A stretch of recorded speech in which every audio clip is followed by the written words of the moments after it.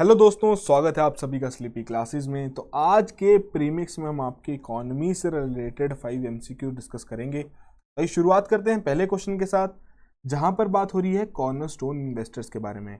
आपको दो स्टेटमेंट्स दी गई हैं, पूछा जा रहा है इनमें से कौन कौन से करेक्ट हैं। आइए स्टेटमेंट्स देखते हैं। पहले में कह रहे हैं जो इंस्टीट्यूशनल इन्वेस्टर्स रहेंगे जो कि अप्लाई करेंगे आपके एंकर कोटा में, उन्हें यहाँ पर गारंटीड अलॉटमेंट दी जाएगी। सेकेंड में कह रहे हैं जो आपकी एंकर अलॉटमेंट है वो की जाएगी एक दिन पहले बिफोर एन आईपीओ ओपन्स। दो स्टेटमेंट दी गई हैं, बताना है कौन कौन सी करेक्ट हैं। इससे रिलेटेड 4 कोड्स आपको यहाँ पर प्रोवाइड किए गए हैं। थोड़ा सोचिए इस टॉपिक के बारे में और करेक्टली मार्क कीजिए इस क्वेश्चन को। तो यहाँ पर आपकी दोनों ही स्टेटमेंट्स बिल्कुल करेक्ट हैं। थोड़ा फंडा समझने की कोशिश करते हैं एंकर इन्वेस्टर्स का, जिन्हें हम कॉर्नर स्टोर इन्वेस्टर्स भी कहते हैं। तो एक तरीके के आपके इंस्टीट्यूशनल इन्वेस्टर्स ही हैं ये, जैसे कि सॉवरन वेल्थ फंड्स हो गए, म्यूचुअल फंड्स हो गए, पेंशन फंड्स होंगे, जिन्हें इनवाइट किया जाता है ताकि वो कुछ नंबर ऑफ शेयर्स यहाँ पर सब्सक्राइब कर सकें अहेड ऑफ द आईपीओ, ताकि उस आईपीओ की जो पॉपुलैरिटी है उसे भी बूस्ट किया जा सके। साथ के साथ जो पोटेंशियल आईपीओ इन्वेस्टर्स हैं उन्हें यहाँ पर कॉन्फिडेंस प्रोवाइड किया जा सके। अब बेनिफिट क्या है इंस्टीट्यूशनल इन्वेस्टर्स के लिए, जैसे कि पहली स्टेटमेंट में बात की कि यहाँ पर उन्हें गारंटेड अलॉटमेंट प्रोवाइड की जाती है। हालांकि जो आपके आईपीओ के थ्रू इन्वेस्टमेंट की जाती है, जो उसके अलॉटमेंट होगी वो आपका डिपेंड करता है on the number of times the issue gets subscribed. तो एंकर इन्वेस्टर्स एक और खास पॉइंट जो कि आपके प्रिलिम्स पॉइंट ऑफ व्यू से काफी इंपॉर्टेंट है, स्टेटमेंट के तौर पे इस तरीके से भी आ सकता है कि यहाँ पर एक लिमिटेशन लगाई गई है एंकर इन्वेस्टर से, क्या कि ये अपने जो शेयर्स हैं उन्हें सेल नहीं कर सकते for a period of 30 days from the day of allotment as against the IPO investor, जिनके पास यहाँ पर खुली आज़ादी है कि वो लिस्टिंग डे के दौरान भी अपने शेयर्स यहाँ पर बेच सकते हैं। ठीक है जी। तो इसमें जो हमारा कैपिटल मार्केट रेगुलेटर है सेबी, तो कुछ पिछले 2 सालों में देखा गया है नंबर ऑफ टाइम्स उन्होंने रूल्स इससे रिलेटेड चेंज किए हैं एंकर इन्वेस्टर से रिलेटेड, कि जैसे कि लास्ट ईयर जो कोटा रखा गया था, रिजर्व कोटा जो है एंकर इन्वेस्टर्स का, उसे यहाँ पर डबल कर दिया गया था। फिर बाद में लिमिटेशंस हटा दी गई थी, रिस्ट्रिक्शंस हटा दी गई थी on the maximum number of anchor investors. तो जैसे कि आपको पता ही है एलआईसी का आईपीओ रिलीज होने वाला है, तो उसमें जो हमारी केंद्रीय सरकार है उनकी कोशिश रहेगी कि ज़्यादा से ज़्यादा पैसा यहाँ पर रेज किया जा सके by the means of anchor investing, और वहीं से ही आपके लिए क्वेश्चन तैयार किया गया है। ठीक है जी, बढ़ते हैं अगले क्वेश्चन की ओर, जहाँ पर बात हो रही है फिजिकल डिसेंट्रलाइजेशन के बारे में। आपको यहाँ पर 2 स्टेटमेंट दी गई हैं, पूछा जा रहा है कौन सा करेक्टली करेक्टराइज करता है इस टर्म को। पहली स्टेटमेंट में कह रहे हैं कि shifting general revenues from taxes collected by the central government to the local governments. Second में कह रहे हैं स्पेंडिंग एंड टैक्स डिसीजंस, खर्चा और जो जितना भी आपके टैक्स रिलेटेड डिसीजंस होंगे वो जो सरकार लेगी हमारी इकॉनमी में वो रिफ्लेक्ट करेगा लोकल प्रेफरेंसेस। तो फिजिकल डिसेंट्रलाइजेशन का अगर कॉन्सेप्ट आपको पता होगा तो बहुत इजीली आप इस क्वेश्चन को सॉल्व कर सकते हैं। 4 कोड्स आपको यहाँ प्रोवाइड किए गए हैं, थोड़ा सोचिए इस टर्म के बारे में और करेक्टली मार्क कीजिए इस क्वेश्चन को। तो यहाँ पर आपकी दोनों ही स्टेटमेंट्स इनकरेक्ट हैं। कॉन्सेप्ट समझने की कोशिश करते हैं। डिसेंट्रलाइजेशन की बात हो रही है, तो सेंट्रलाइजेशन क्या हुआ कि वो एक जगह केंद्रित है। तो फिजिकल सेंट्रलाइजेशन क्या हुआ कि फाइनेंस से रिलेटेड जो डिसीजंस रहेंगे वो एक ही जगह केंद्रित है, कि एक ही बॉडी या हम कह सकते हैं एक ही ऑर्गेनाइजेशन वो डिसीजन ले रही है। डिसेंट्रलाइजेशन का मतलब क्या हुआ कि वो जो डिसीजंस हैं वो बांट दिए गए हैं, ठीक है जी, बाकी अथॉरिटीज़ को भी। तो यही बेसिक सा मतलब है इस फिजिकल डिसेंट्रलाइजेशन का। जैसे कि आपको यहाँ पर मेंशन भी किया गया है कि जो कंट्रोल ऑफ फाइनेंसेस रहेगा, ठीक है जी, तो उसे यहाँ पर डिस्पर्स कर दिया जाएगा to various points within a network और operation rather than having all financial control residing at a single point within the network. रहेगा आपके उसी नेटवर्क के अंदर।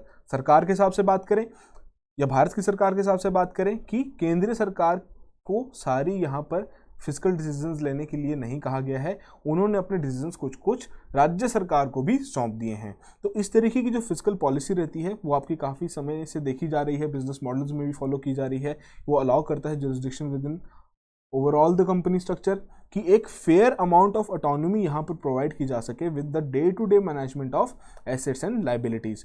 हालांकि जो अकाउंटेबिलिटी रहेगी वो सेंट्रल ऑर्गेनाइजेशन के लिए ही रहेगी।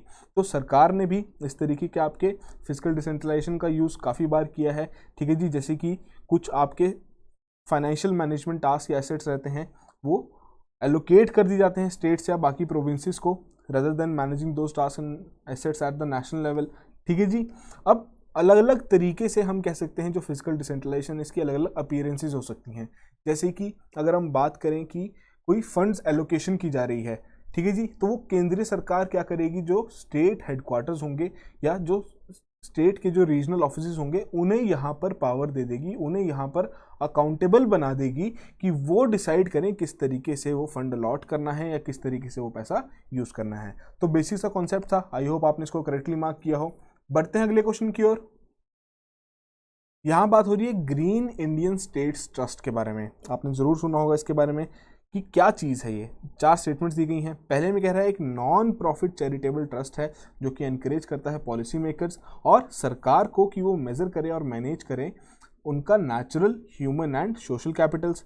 सेकेंड में कह रहे हैं एक ट्रस्ट है आपका वर्ल्ड वाइड फंड का for nature, green peas and friends of earth in India, जो कि फाइनेंस करेगा इकोलॉजिकल कंजर्वेशन प्रोजेक्ट्स।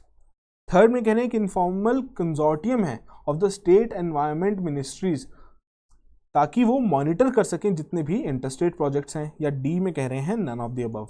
बहुत ही सिंपल सा क्वेश्चन है, डायरेक्टली स्ट्रेट फॉरवर्ड आपसे यहाँ पर फैक्ट बेस्ड पूछा गया है। थोड़ा सोचिए इसके बारे में और करेक्टली मार्क कीजिए इस क्वेश्चन को। तो यहाँ पर आपकी पहली स्टेटमेंट बिल्कुल करेक्ट स्टेटमेंट है।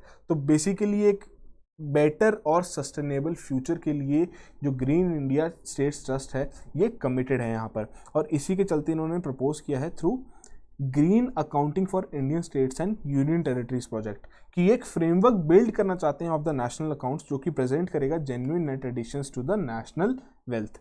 इसके हेडक्वार्टर्स कहाँ हैं आपके? मुंबई में लोकेटेड हैं। ठीक है जी। तो बेसिकली ये जो सिस्टम है of the environmentally adjusted national income accounts ये मेजर करेगा कि किस तरीके से जो हमारे नेचुरल रिसोर्सेज हैं वो डिप्लीट हो रहे हैं और क्या कॉस्ट रह रही है पॉल्यूशन की, और इवेल्युएट करेंगे किस तरीके से कि वो एडिशंस किस तरीके से हो रही हैं to the stock of human capital. तो सिंपल सा क्वेश्चन था, आई होप आपने करेक्टली मार्क किया हो। बढ़ते हैं अगले क्वेश्चन की ओर, जहां पर बात हो रही है प्रधानमंत्री का जो नेशनल रिलीफ फंड है, तो उससे रिलेटेड आपको कुछ स्टेटमेंट्स दी गई हैं। 4 स्टेटमेंट्स यहाँ पर हैं, आपको बताना है इनमें से कौन कौन सी करेक्ट हैं। पहले में कह रहे हैं कि आपका कॉन्स्टिट्यूट किया गया था पार्लियामेंट द्वारा। सेकंड में कह रहे हैं इसे एस्टैब्लिश किया गया था to assist displaced person from Pakistan. Third में कह रहे हैं इसे बजटरी सपोर्ट भी प्रोवाइड की जाती है। फोर्थ में कह रहे हैं जो कॉर्पस है आपके इस फंड का कैन नॉट बी इन्वेस्टेड और appropriated for any other purpose than the relief operations. तो 4 स्टेटमेंट्स आपको यहाँ पर दी गई हैं, उसी से रिलेटेड 4 कोड्स आपको यहाँ पर प्रोवाइड किए गए हैं। बताना है इनमें से कौन कौन सी करेक्ट हैं। थोड़ा सोचिए इस फंड के बारे में, काफ़ी बार डिस्कस हुआ है हमारे लेक्चर्स में भी। तो यहाँ पर आपकी करेक्ट स्टेटमेंट है, सिर्फ सेकंड ही आपकी करेक्ट स्टेटमेंट है। आइए एक्सप्लेनेशन में देखते हैं। तो बेसिकली जो हमारे सबसे पहले प्रधानमंत्री थे पंडित जवाहरलाल नेहरू जी, तो उन्होंने इस फंड की स्थापना की थी, prime ministers national relief fund, कि जितने भी डिस्प्लेस्ड पर्सन्स हैं पाकिस्तान से, जब पार्टीशन हुआ था उसके बाद जितने भी डिस्प्लेस्ड व्यक्ति थे उन्हें यहाँ पर असिस्टेंस प्रोवाइड की जाए। अब ये आपका पब्लिक कंट्रीब्यूशन के थ्रू ये फंड मैनेज किया जाता है, तो इसमें बजट की कोई सपोर्ट नहीं मिलती है। ठीक है जी। अभी के हिसाब से देखें अब क्या दौर है इस फंड का कि अब ये आपका यूटिलाइज किया जाता है primary to render immediate relief to families जो कि आपके मारे जाते हैं किसी भी नेचुरल कैलेमिटीज जैसे कि फ्लड्स हो गए, साइक्लोन्स हो गए, अर्थक्वेक्स हो गए, या जो भी आपके मेजर एक्सीडेंट्स या राइट्स होंगे, उनके जितने भी विक्टिम्स होंगे उन्हें यहाँ से इस फंड से उन्हें वहाँ पर पैसा पहुँचाया जाता है। साथ के साथ जो फंड है ये आपका इन्वेस्ट किया जाता है in various forms with the scheduled commercial banks and other agencies.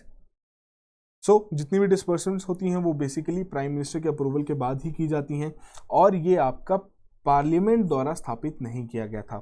ये जो फंड है इसे रिकॉग्नाइज किया गया है as a trust under the income tax act and the same is managed by the prime minister और multiple delegates for the national causes. तो basically ये ऑपरेट करता है आपके पीएमओ से, प्राइम मिनिस्टर के ऑफिस से, और इससे यहाँ पर एग्जेम्पशन प्रोवाइड की गई है under the income tax act of 1961 under section 10 and 139 for return purposes, कि कोई भी व्यक्ति जो इसमें आपका कंट्रीब्यूट करेगा तो उसे वहां पर 100% टैक्स रिडक्शन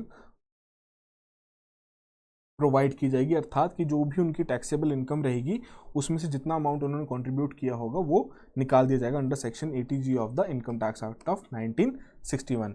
ठीक है जी, बेसिक सा क्वेश्चन था। बढ़ते हैं अगले क्वेश्चन की ओर। तो लास्ट क्वेश्चन में बात हो रही है सोशल मोबिलिटी इंडेक्स के बारे में कि किसके द्वारा पब्लिश किया गया है। 4 ऑप्शंस आपको यहाँ पर दी गई हैं, World Economic Forum, World Bank, UNDP, International Organization for Migration. तो बहुत ही सिंपल सा straight forward fact based question है, आपने जरूर सुना होगा, लास्ट ईयर इसकी रिपोर्ट रिलीज की गई थी इनमें से किसी एक ऑर्गेनाइजेशन द्वारा। थोड़ा सोचिए इस क्वेश्चन के बारे में और करेक्टली मार्क कीजिए। तो यहाँ पर आपकी करेक्ट ऑप्शन है वर्ल्ड इकोनॉमिक फोरम।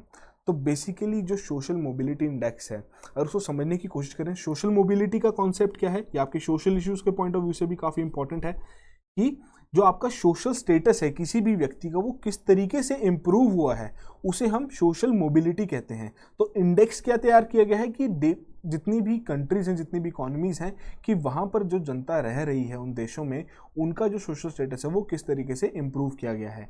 तो बेसिकली ये रिलीज हुआ था, वर्ल्ड इकोनॉमिक फोरम द्वारा रिलीज किया गया था on their 50th annual meeting of the world Economic forum. तो जनवरी 2020 में ही ये आपकी रिपोर्ट लॉन्च की गई थी। तो बेसिकली जो इंडेक्स है ये मेजर करता है कंट्रीज को अक्रॉस 5 की डायमेंशंस, जो कि आपके डिस्ट्रीब्यूट किए गए हैं अक्रॉस द 10 पिलर्स। पहला है आपका health, education, technology, work and protection and institutions. ठीक है जी। तो एजुकेशन में आपका एक्सेस भी एक पिलर है, क्वालिटी भी है, इक्विटी भी है। फिर आपके वर्क में किस तरीके से अपॉर्चुनिटीज़ प्रोवाइड की जा रही हैं, क्या इक्वल वेजेस वहाँ प्रोवाइड किए जा रहे हैं कि नहीं, कंडीशंस किस तरीके से हैं, क्या वो उनकी सोशल जो स्टेटस है उसे इंप्रूव कर सकता है या नहीं। वैसे ही आपकी जो प्रोटेक्शन इंस्टीट्यूशंस हैं कि किस तरीके से सोशल प्रोटेक्शन जो वल्नरेबल सेक्शंस हैं उन्हें प्रोवाइड किया जा रहा है। इंक्लूसिव इंस्टीट्यूशंस हैं या नहीं, कि जो जितनी भी अलग अलग स्टेटा हम कह सकते हैं, अलग अलग सेक्शन ऑफ द सोसाइटी हैं, क्या सभी के बारे में सोच के ही डिसीजंस लिए जा रहे हैं या नहीं।